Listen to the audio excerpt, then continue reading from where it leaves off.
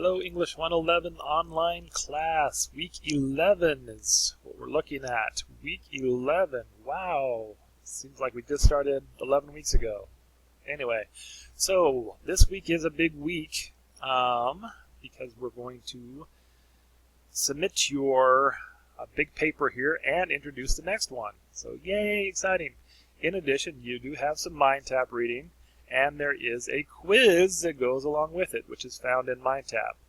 So again, you just do the assignments in MindTap and then take the quiz. I will manually enter in the grades because MindTap and Moodle do not talk to each other. So just take the quizzes on MindTap and I will put them in. Okay. The other thing is complete the final draft of paper 2. So last week you put together your compare-contrast paper. You did the rough draft. You looked through it to get feedback. You had peers look through your paper and give you feedback. At least they should have. So this week you're going to make it as perfect as possible.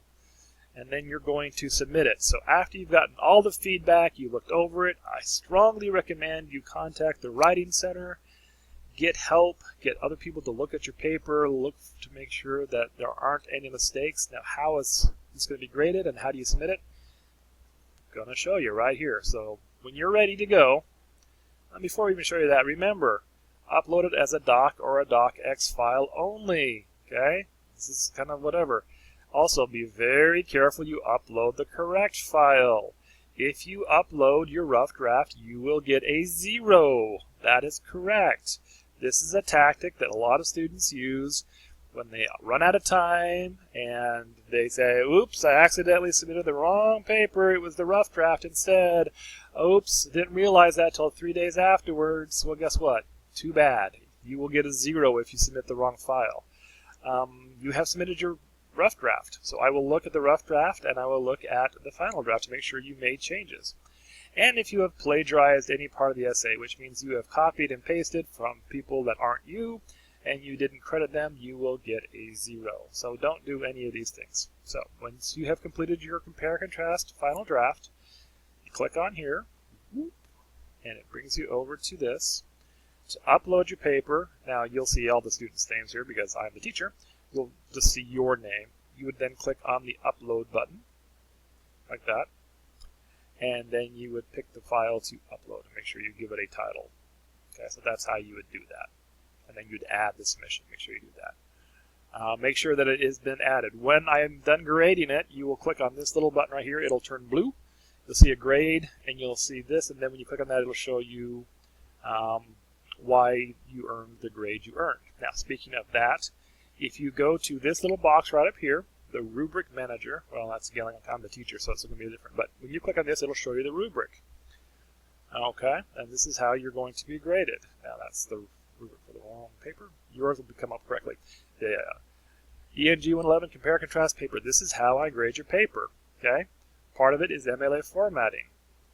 Okay, 5% up to 5 points if you get proper MLA formatting. I am extremely picky about this. You need to nail it. You need to get it 100% correct. No mistakes whatsoever with MLA formatting. We've explained how to do this in class. There's videos explaining how to do it step by step. There's examples of how to do it. There's no excuse not to do this correctly.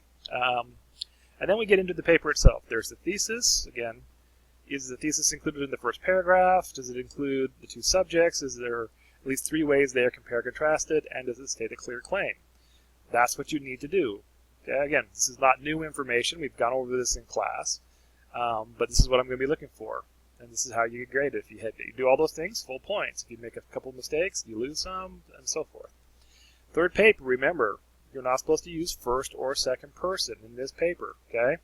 Third person only. That means no you or I or we or our or all that kind of stuff. Again, we've talked about this in class, and I will review some ways to remember this, but third person only. Okay, that's important. Organization. Okay, point-by-point organization is used. We explained how to do that before class, before the spring break rather, and how to do point-by-point. If you're not sure to do that, go back and watch those videos on how to do the compare-contrast paper. Again, that shows that grammar. This is big points. Okay, I'm looking for run-on sentences, sentence fragments, missing words, homophones like there and versus there, punctuation mistakes. Most people will lose most of their points with grammar because it is hard. That's why you need to get help to make sure that your paper is free of grammar issues. And then finally, the conclusion. The conclusion restates the thesis, and it's supported by evidence. Okay. And there you go. So that is how I graded. That's very straightforward. Okay. Boom, boom, boom, boom. Actually, I need to change that. That should be 10 and 10. That should be like 7. Okay. Anyway, so that is how you are graded on this paper. It steps through it step by step. So that takes care of that. Let's go back to week 11. Because now we need to introduce the next part. What? Yes, the next thing is, so we're shifting gears a little bit. We're going to combine kind of the concept of writing a 5-paragraph essay with the next step. There is the final assessment for this class is to read an essay, to answer questions based on the reading, and to write kind of your thoughts on this. So this is going to maybe seem a little intimidating, but we'll just walk through it. So paper 3, that's the next assignment. So once you finish this, then we're going to work on paper 3. So paper 3. Okay. So paper 3, here we go. Here's the instructions for paper 3. It doesn't look this hard once it loads up here. Wow, there it is. For this assignment, you will practice what you have learned in the compare contrast paper by writing a 5-paragraph essay based on the reading of an unassertive proposal. And I'll show where that is in just a second. The prompt for the essay is listed below. Okay. So again, this 5-paragraph essay should have a thesis paragraph, 3 body paragraphs which support the thesis, and then a conclusion which ties the essay together. Again, you're not going to do it like a compare-contrast where you can compare 2 different things against each other, but you're going to use this basic format. There's basically 2 parts to this project. 20% of your overall grade is based on this project. You're going to do the rough draft, which is worth 8 points, and then the final draft, which is worth 12 points. So don't dismiss the rough draft. It's important. Again, you will be doing a rough and a final draft. Okay, so based on the reading of an unassertive proposal, answer the following. Okay, what point is the author trying to make in this satirical essay? Well, maybe you should look up what satirical means first. Okay, do some research on that. Maybe that's part of your paper. Give 3 examples where the author compares getting a speeding ticket to his real purpose. Now, here's the thing. I'm not going to grade you whether you guess what the author was thinking or not. If you can come up with 3 examples of what you believe the author is trying to say and compare it to getting a speeding ticket, if you can come up with that and you can back it up with evidence from the essay, that's fine. So it's not like you have to, oh my gosh, I'm going to guess wrong. If you can find another whatever it is, great. This is a little bit of a challenging essay because a lot of students struggle with the concept of what the author was intending. But again, that's not the point. The point is, what did you gather from this?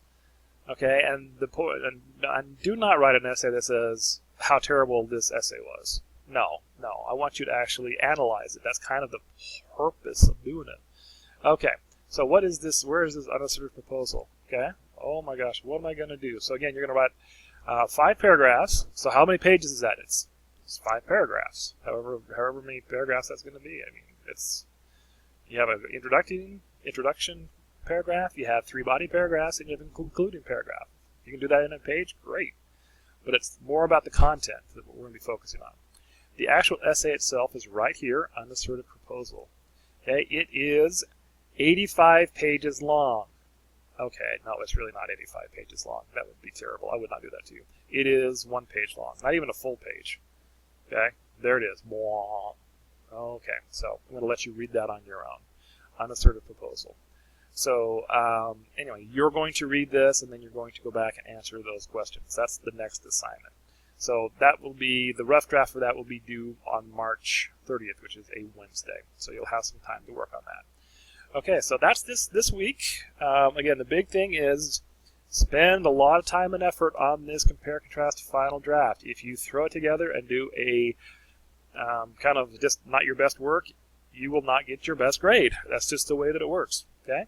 If you have any questions, email me. Otherwise, have a wonderful week.